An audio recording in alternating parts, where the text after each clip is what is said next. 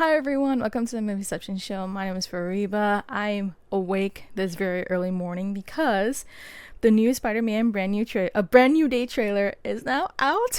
I know we all been waiting for this trailer for months now. I mean, we're about not even less than 4 months away for this movie, and we're only just getting the trailer now. Although Sony or Marvel, one of them, has done this whole thing where they're dropping a new clip like every hour in the last 24 hours, and now those 24 hours are now over. And the new trailer is fully out. I'm very excited to see this movie. I mean, I think we're all excited. I mean, this is like the first time that we're actually gonna have, just any kind of Spider-Man era that gets to like 4 movies. And of course, this is like gonna be like the last movie that predates Avenger Doomsday, although I don't think there's gonna be exactly too much of a connection to that. But yeah, no, I'm super, super excited. I mean, we're finally going to get a lot of answers. I know there's a lot of questions about who City Singh is gonna be playing, so hopefully this trailer will give those answers for us. I'm super excited. So yeah, I don't even want to wait any longer. So without further ado, let's get right down into watching the first trailer for Spider-Man Brand New Day. I can't believe our first day at my team. MJ. Oh, he's following Not the him. happiest you've ever been in your entire life. I can't. I knew it. Yes.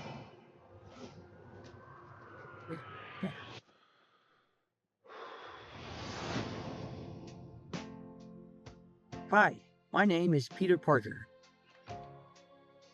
You don't remember me, but we used to know each other.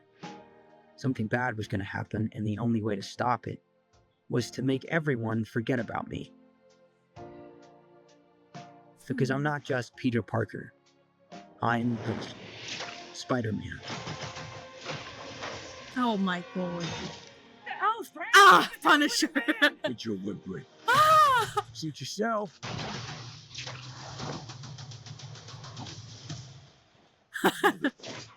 Oh!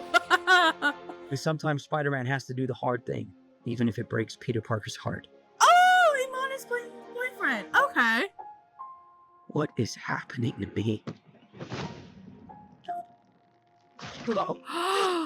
Oh, we're going to Tobey Maguire. Oh, we're going to Tobey Maguire. Okay. Oh. Excuse me, Dr. Banner. I need your help. What did you say your name was? Dr. Banner doesn't know him. Oh my god. DNA is mutating. Could be enormously dangerous. Oh god. Oh, that makes a lot more sense. Spiders have 3 life cycles. When between cycles, it can leave the spider vulnerable to threats. We are faced with a danger that we can't control. One we can't even see. Stay out of my way.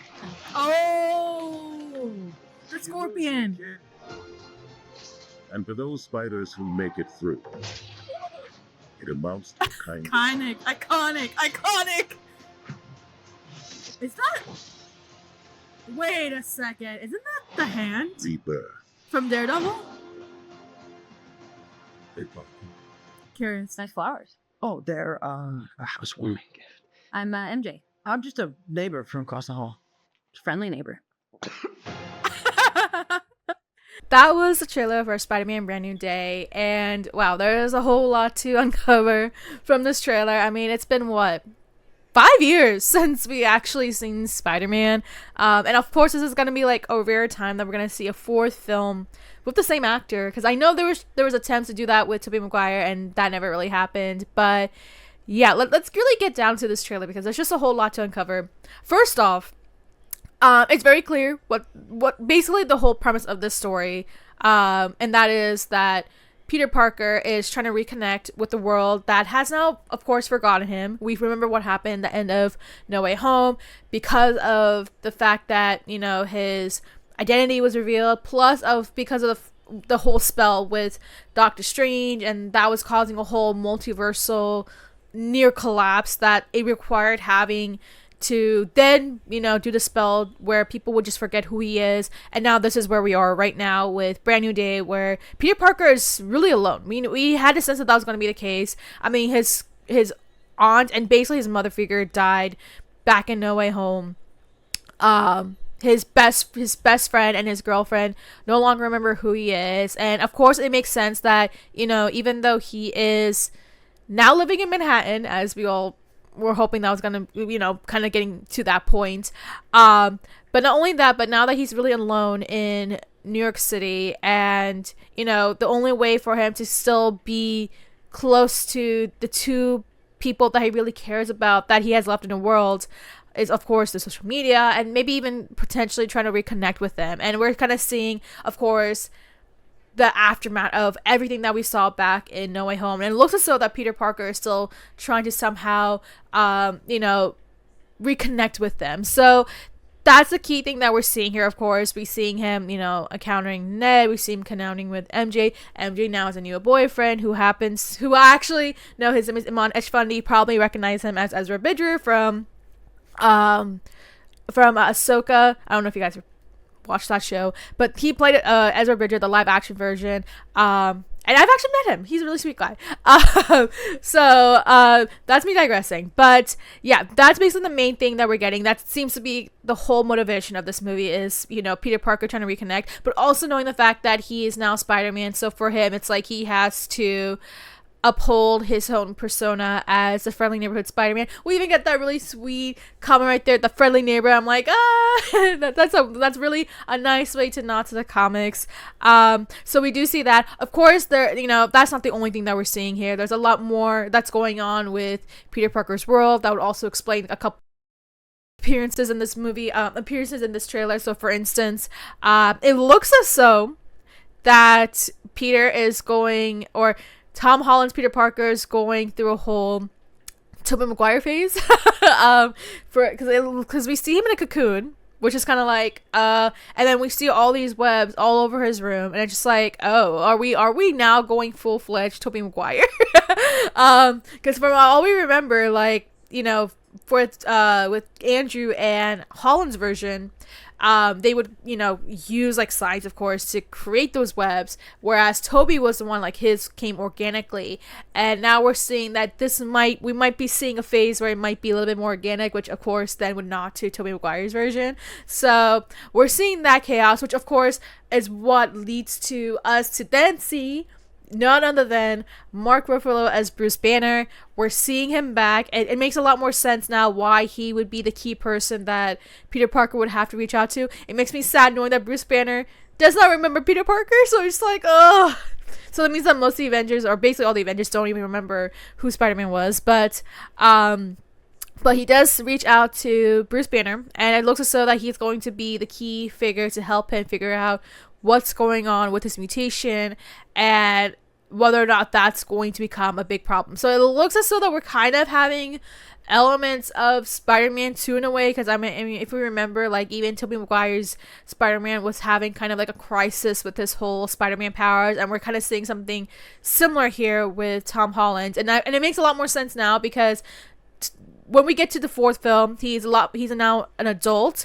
He's now working in New York City. He's had these powers for almost like probably a decade at this point, if we have the math right. Because if he was in Civil War in 2016, we're now seeing him in 2026. It's been a decade since, he's been playing Spider-Man, which of course means that, powers will mutate, powers will change, powers will evolve, new things will happen, which of course is what we're seeing here. Now, of course, we are seeing the first look at the Punisher, and they are gonna, try to dump down his brutality, because we see him trying to, spew the word, and of course now it got shut down. But we do see Frank, we do see John Berthel as Frank, so that's a little bit of a nice way to kind of connect to the Daredevil world with the Spider-Man world, something that I know a lot of us are complaining about, because it's like, we know for a fact that they're in the same New York City, but of course, because of this whole like deal thing where, Spider-Man can be in TV, but yada yada, but the TV characters can be in the movies. That at least allows a leeway, so we gotta have that. That makes me wonder if maybe we could probably see Daredevil, but I don't know if that's ever been confirmed, but again, me digressing. So we do see Frank. He's here. There seems to be a little bit more of a mysterious villain. One that seems to kind of jump between minds. So I don't know if that's supposed to be a nod to Professor X, or if that's maybe I don't know, maybe Jean Grey, which we'll talk about in a second. We do see Scorpion, so we do get to see a look at Scorpion, and it looks as though that he gets upgraded with his powers, so he is back. And one thing I was surprised is that at the very end, we see a group of red suited ninjas, which I'm assuming is the Hand. For those of you who probably have never seen Daredevil, the Hand was like a whole organization that, Matt Murdock faced back in like first 3 seasons of Daredevil, and there's a whole Defender show that happened, and basically that's like a whole crime, like a whole crime organization. It's kind of like giving, like, I think it's supposed to kind of be like the Yakuza in a way, but yeah. So I mean, I'm a little bit mixed with the whole Hand thing, because I'll tell you right now, I was not a big fan of the whole Hand storyline in Daredevil. I think that kind of really pulled back on the potential of the story, let alone because of that led to the Defender storyline, and that was kind of like, okay. But I personally like the whole, conflict between Kingpin and Matt Murdock, so that was my personal preference on the whole situation. But I don't know, maybe, this movie might be able to fix, or maybe even try to improve on the whole Hand story. We'll see about that. I mean, that's maybe like the one thing I'm like kind of like, oh, why do we have to do this again? I thought we were done with the Hand. But looks like they're back. But there also seems to be a lingering kind of threat. So I think there might be another villain here, because again, there's some they showed a couple of images here, like somebody in like a green suit, and then of course there's this whole thing with the mind, how we saw like some mind control happening like between each person when he was saving this young lady. So I wonder if that's gonna be held for the next trailer. I believe we did see Sadie Singh's character. She's the view where she's like in that black hoodie in front of the computer. Pretty sure that's her. But unfortunately, we're going to have to delay the whole reveal of who she is, because we don't know who she is. We don't even see her face. So it looks like they're going to hold that off probably to the second trailer from the looks of it. Of course, again, this is the first trailer, so we're not going to get too much of the plot details, let alone like what is going to be the actual threat. That's a lot of times with these first trailers kind of give just kind of gives us like a heads up, or an idea of like what's going on. Of course, with Spider-Man, having so many Spider-Man movies is kind of more like reconnecting with Spider-Man. So that everyone knows that, new Spider-Man movies coming out. But I would imagine that by the time we get to the second trailer, we'll get a little bit more of an idea of what the plot details are going to be, especially kind of getting a little bit more of an insight into who Sadie Singh's character is, because I feel like that's been the biggest like mystery of everything that we've been learning about Brand New Day so far, is that who is Sadie Singh playing? Is she really playing Jean Grey, or is she playing somebody else? Of course, her character is going to be involved with Doomsday, I believe. So this is not gonna be like a one-time show or anything like that. She's gonna have a crucial role in the MCU.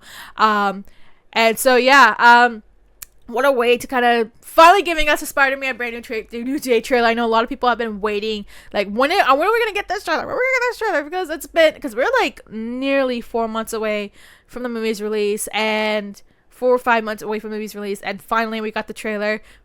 I mean, I gotta say, it looks amazing. I cannot wait to see this movie. Let alone seeing the second trailer. Lots of promise. And yeah, that's all I have to really say about the new trailer, because I'm just kind of like, I'm still a little bit tired, but but I want to know your thoughts on having seen the first official trailer for Spider-Man Brand New Day. What are your thoughts? What do you think about this new world that Peter Parker is now having to live through? Nobody really remembers who he is. He's now reconnecting with MJ and Ned. What do you think about the fact that we're seeing this huge issue with his powers? Are you getting Tobey Maguire vibes? What are your thoughts about that? For those who have seen Daredevil, what do you think about the Hand? Are you happy to see them? Are you not happy to see them? What are your hopes and thoughts about that? We do see some very familiar characters like Scorpion, Punisher, and Bruce Banner. What are your thoughts? What are you expecting? We still have not seen, or at least have not confirmed, who Sadie Sink is playing. We kind of see a quick glimpse of her, but what are your guesses? Who is she playing? Is she playing Jean Grey, or is she playing somebody else? Let me know your thoughts below, and make sure to like and subscribe.